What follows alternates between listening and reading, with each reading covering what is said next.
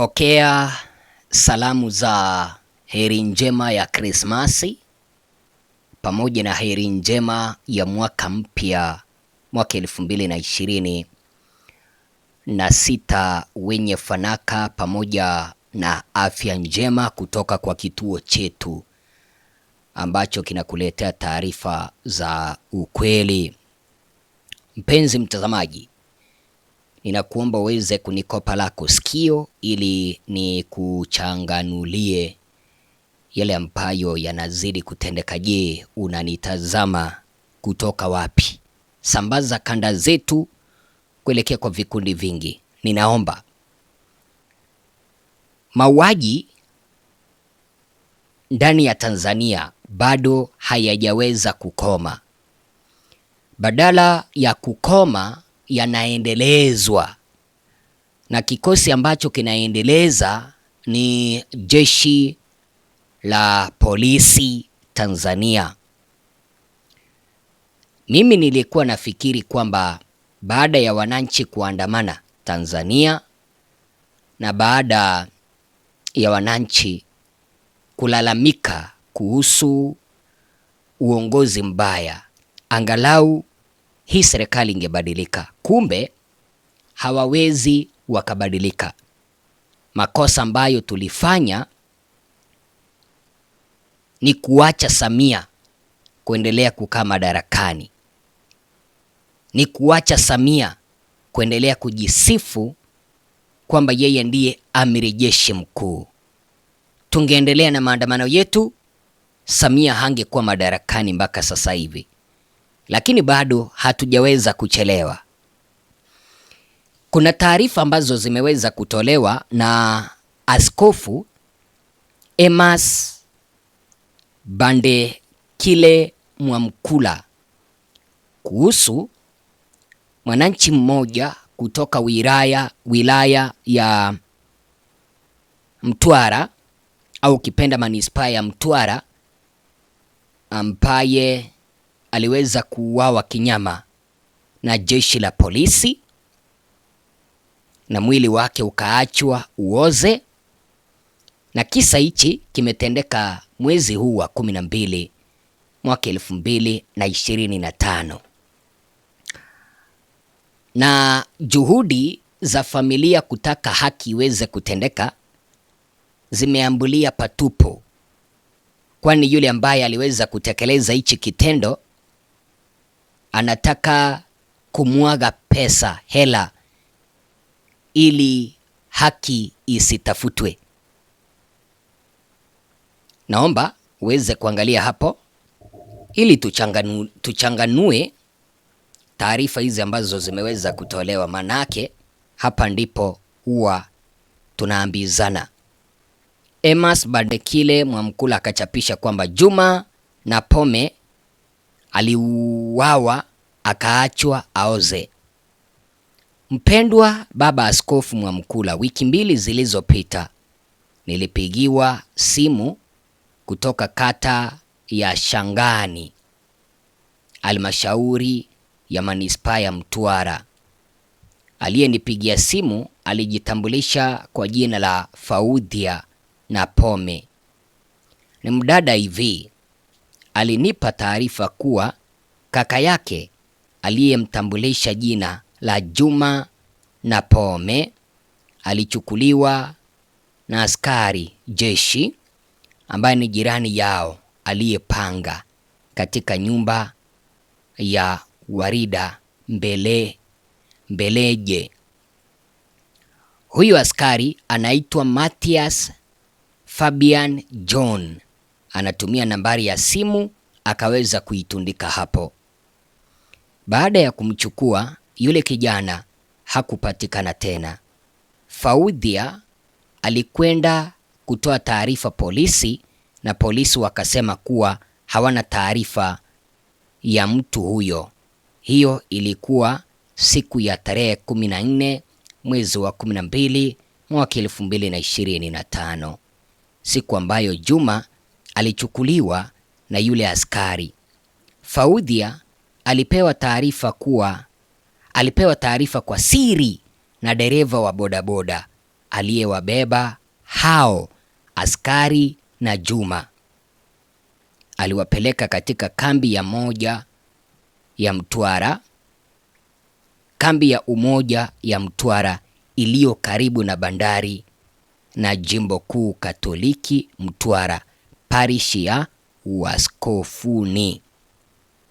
Siku ya Jumatano tarehe 17 Disemba mwaka 2025, Faudhia alipigiwa simu na mkuu wa upelelezi akimtaka aende kituoni.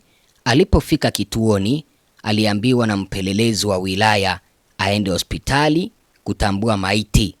Faudhia alipofika hospitalini, alimkuta kaka yake akiwa amefariki na mwili ukiwa umeoza, unatoa harufu kali.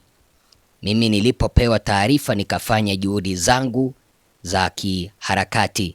Yule askari Mathias akakamatwa na sasa yupo polisi, hajapelekwa mahakama. Lakini jana Faudhia alinipigia simu kuwa kuna mtu alimpigia simu akitaka apatiwe fedha.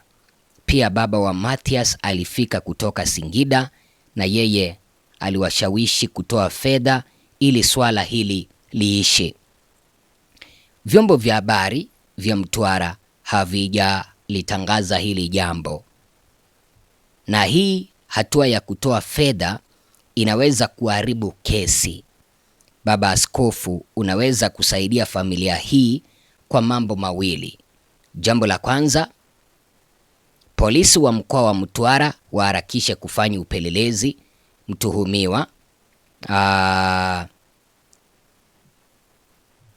Mtuhumiwa apelekwe mahakamani.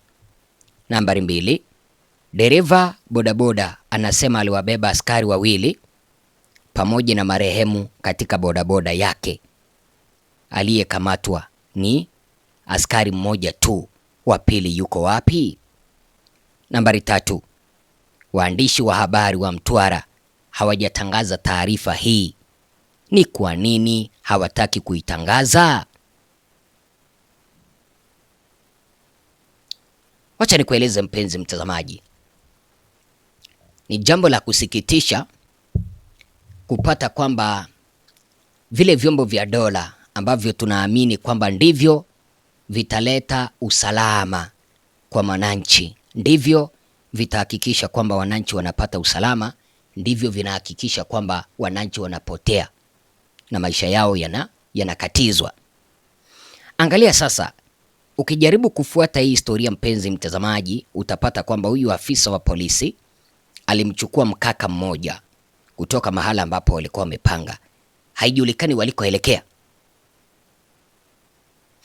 Lakini mwanabodaboda mwenye aliwabeba anaeleza kwamba aliwabeba askari wawili pamoja na huyu jamaa akiwa ameuawa. Cha kushangaza ni afisa mmoja wa polisi ndiye amekamatwa, mwingine yuko huru. Lakini sasa kitu ambacho kimeweza kunishangaza zaidi ni jinsi ambavyo tume ya upelelezi Tanzania haitaki kuharakisha hili jambo na wamfikishe mahakamani mtuhumiwa. Lakini unasikia kuna pesa ambazo zinataka kutembea. Huyu polisi na wazazi wake wanataka kutoa pesa kuelekea kwa familia husika ambayo mpendwa wao aliweza kuuawa ili hii kesi isisonge mbele. Wacha nikuulize mpenzi mtazamaji, imefikaje mpaka tunalinganisha uhai wa binadamu na hela? Imefikaje? Imefikaje? Vyombo vya dola ambavyo tunaviamini viweze kutulinda, inawezekanaje vimeweza kutugeuka na kutuua? Sasa hawa polisi ambao wanaua raia, ndio Samia na utawala wake wanatuambia tukue marafiki nao, kwa sababu juzi nimemsikia waziri wa mambo ya ndani Tanzania Simba Chawene akisema kwamba eti tuache kufurahia kipindi ambapo polisi wanapata matatizo, tuwafanye marafiki zetu. Tutafanyaje polisi marafiki zetu ambao wanachukua mtu, wanaenda wanamuua, wanampeleka mochari aoze, kisha wanataka kutumia hela kuhongana ili kesi ishe? Tutakuwaje marafiki na wauaji? Mimi ninaogopa kwamba hapa haki haiwezi katendeka, kwa sababu kwanza hela zimeanza kutembea. Haki haiwezi katendeka. Ninahofia sana iwapo haki itatendeka hapa kama hela zimeanza kutembea mapema. Sijui wazo lako ni lipi. Mimi ni Bwana Ezra, ila Tanzania yetu tunapaswa kuamka, tukatae udikteta na utawala mbaya kama huu. Tukatae chinja kama hii. Hichi kisa kimetokea tu huu mwezi. Huu ni utawala mbaya. Yaani hata familia iwezi kapata haki. Kesi inacheleweshwa. Tangia huyu mtuhumiwa alipokamatwa hajafikishwa hata mahakamani. Ni jambo la kusikitisha. Sijui wazo lako ni lipi. Tupatane kwa kanda ijayo. Mimi ni Bwana Ezra.